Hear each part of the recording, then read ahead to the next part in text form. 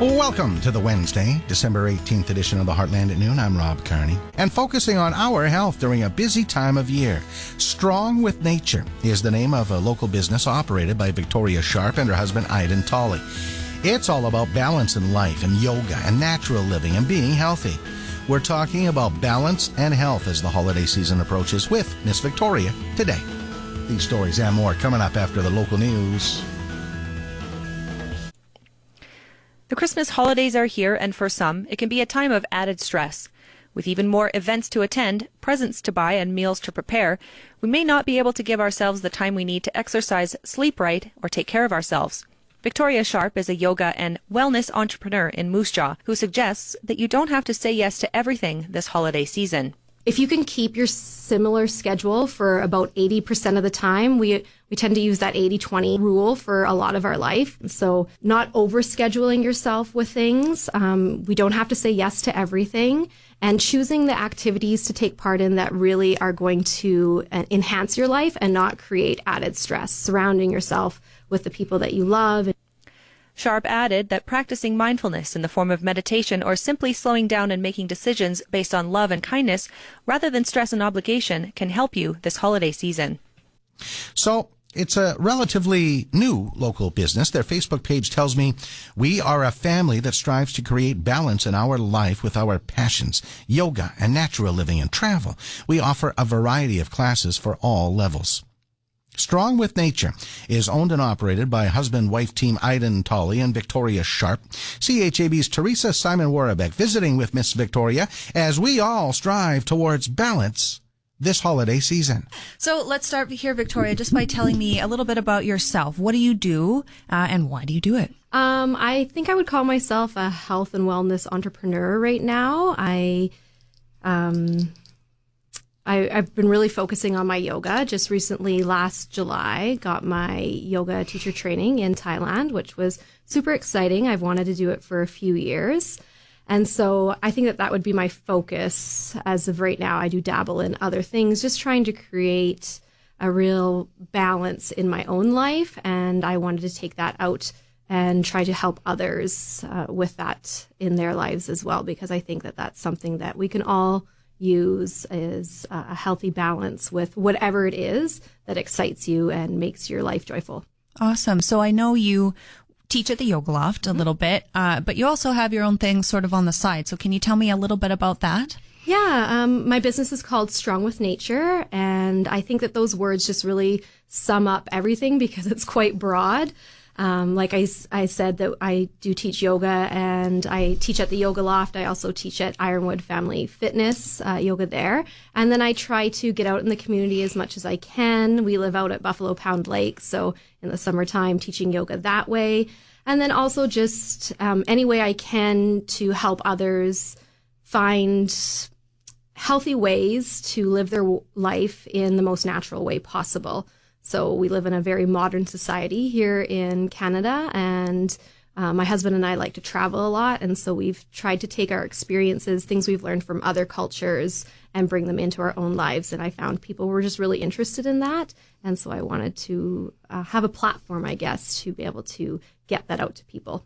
So what are some of those maybe life strategies or philosophies that you're pulling from your travel experience into what you're doing coaching people? Like what's some of the advice you would give to people, I guess? I think the biggest thing for me is being mindful in everything that we do. Here where we live in Moose Jaw or surrounding areas, everything is busy all the time, and I am a person that likes to be busy as well. I don't always think that that's maybe the right path for us. And I think that we get ourselves caught up into situations that we feel that we become stressed or overwhelmed. Not saying that stress and being overwhelmed isn't going to happen in our lives anyways, but I think it's just learning from other people how we can deal with that. So being mindful in our day, setting aside time for ourselves. And that's been a huge focus for myself and from some of the people that I've been coaching lately, is learning that self-care is not a selfish thing, that we have to take care of ourselves before we can help others. So I think that right now is my big focus. Perfect. So before we get into sort of using some of those tools over the Christmas holidays, can you simply define what mindfulness means for you? Mindfulness is definitely a term that gets thrown around lots of right now, actually. And so for me, it's just taking the time to think about our decisions and weighing out the pros and cons. Now, obviously, we don't want to take, hours and hours to do this for every decision in our life. But I think that if we can create a good routine for ourselves to set ourselves up for success throughout our days, that helps us to be more mindful. So, thinking about a good bedtime routine so that you can have a good sleep at night, waking up in the morning, feeling refreshed, ready to take on the day, so that we're not rushing around and just overpacking our schedules. And then I think it becomes easier to become mindful so that when you're making a decision, you know why you're making it and you're not just doing it because you think that that's what other people want you to do. It's because it's what's good for you and can create yourself to be, I guess the word just, happy and joyful always comes to mind. Which is a perfect segue into the holiday season, happy and joyful. So this time of year, of course, there's that side of it. There's the happiness, the joyfulness. But I think for some people, it's also a time of some added pressure, right? We're busy already. And now we have extra things to, not that this is a bad thing, right? Or negative thing, but we have extra dinners to attend. We maybe have people to host, and that can be a little bit overwhelming sometimes. So with some of those added just normal life pressures, Victoria, what's your advice? And we can start broadly and kind of narrow it down as we go here. To people who are maybe dealing with a little bit of added stress at this time of year, what can they do to kind of just maintain a steady neutral or normal?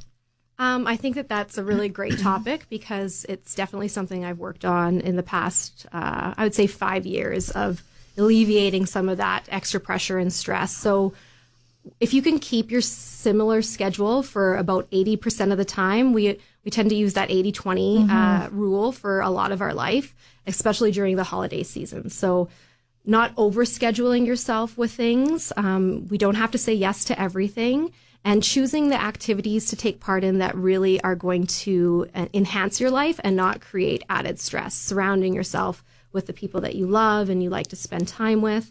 With that being said, I know we have obligations or we feel obligated to attend, maybe 3 Christmas parties in one weekend. Just making sure that throughout the week that you've, as you prepare for that you're sticking to your schedule, trying to get a good night's sleep, not overindulging, and just using, like I said, that 80-20 rule as you approach each situation. Good advice, right?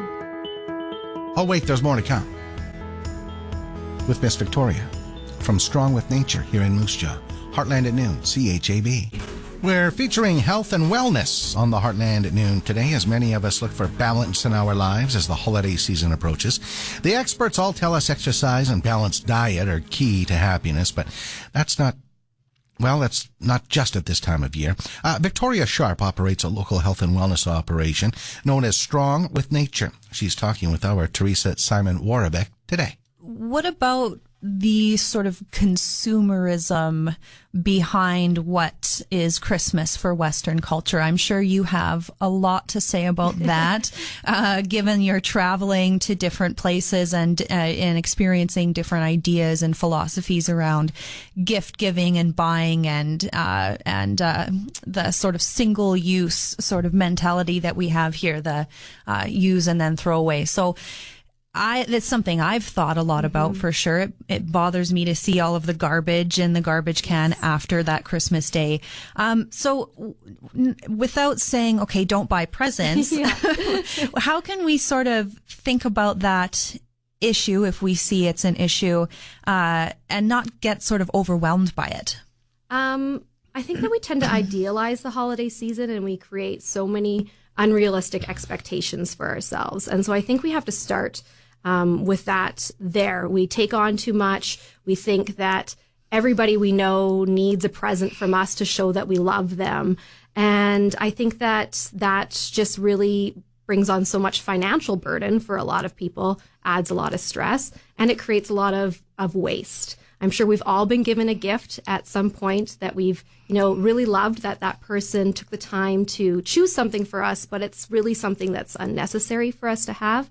It's just kind of, we try to live my husband and I, a little bit more of a minimalistic lifestyle. And so when you get added things to your life just because someone felt they had to buy you something, it loses a lot of that purpose.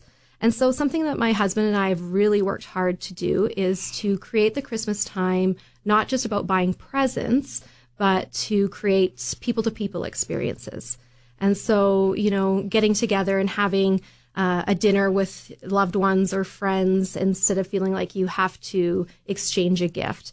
And then in turn with that, I think that there's this cycle that has happened because we are receiving gifts that we automatically feel that we have to reciprocate and give a gift back. And so we get really stressed out. I know I used to myself, I would want to find out everybody that thought they were going to buy me a present so that I could make sure that I had something to give to them. Mm-hmm. And I think that we need to just really kind of dial back and realize why we are giving gifts. Not that I think giving gifts aren't wonderful, but the purpose behind it. Mm-hmm. Is it a thoughtful gift that you really know that person may need, not necessarily want? Something that can enhance their life, if it really brings you joy as well as that person joy, and then not judging if you don't receive a gift back. And then if you're on the end of receiving the gift, not feeling that obligation that, oh, now I have to go buy this person something, because then you've really lost the sense of why we give gifts in the first place. Maybe invite them over for dinner or something like that instead. Absolutely, yeah, for sure. Mm-hmm. So you've answered a lot here, Victoria. I think I'll ask you one more, and this is sort of maybe a tougher question. This time of year, if a parent or if a spouse is grieving, it can be that extra stress as well. Memories come up and stuff like that. So I wonder, how can we use yoga or how can we use mindfulness techniques to not necessarily take that pain away or take that emotional stress away, but to again just manage the sort of emotions that might come up in waves over the holiday season? Absolutely. For me, I know that nature is a huge part of my life and my healing for different situations. And so getting outside as much as you can, especially, it's dark until 8:30, 9 o'clock in the morning, and then it's getting darker early and earlier in the evening. So the more you can get outside, the more vitamin D you're going to get, and it's just going to make you a happier person. It's hard when it's cold, so bundle up, stay warm, but go for that afternoon walk or go skating with friends and loved ones. Surround yourself that way with nature so that it can help to take care of you.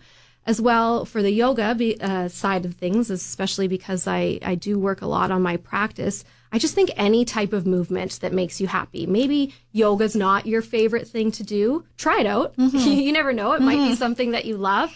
But I think just having some sort of movement will help your body to feel like it's being really satisfied. And it can be very healing no matter what type it is, whether you like to skate, play hockey, dance, any of those sorts of things will really be helpful. Kind of thinking of it as giving yourself the gift of movement and taking care of yourself over the Christmas holiday. Yeah, self-care is, like I said, one thing that I'm really working hard for myself and teaching others, and we need to not lose that through the holiday season. Take care of yourself so that you can take care of the ones that you love. That's wonderful, Victoria. That's all my questions. Is there anything else that you want to throw in here, or something that I didn't ask you about? I think that it's important that we teach our children these lessons as well. So as we're maybe exploring new ways of doing things this year, or maybe you've never even thought of these things that we've talked about today, to maybe sit down and talk with your kids and teach them that Christmas isn't just about having hundreds of presents under the tree. Show them that, baking together, going on a twinkle tour, going to those Christmas concerts and all those fun events, that it's really about creating a sense of community and being around the people that we love and that we enjoy. That, to me, I think is what Christmas is about, is celebrating all of those relationships and bringing that into our community in a bigger way. So if you can share that with your children, of course, if you have a gift to go along with that, I'm not saying that you have to get rid of all of those things that we enjoy doing with our kids, but create a few more memories that becomes special and that they'll remember for the rest of their lives and hopefully pass on to their children as well. That's great, Victoria. Appreciate it. Thank you so much for having me Yeah, today. you're welcome. It's been really good. That's Victoria Sharp. Strong with Nature. You can find out more information on Facebook, on the Strong with Nature Facebook page. In fact, you can book an appointment on that Facebook page. I see.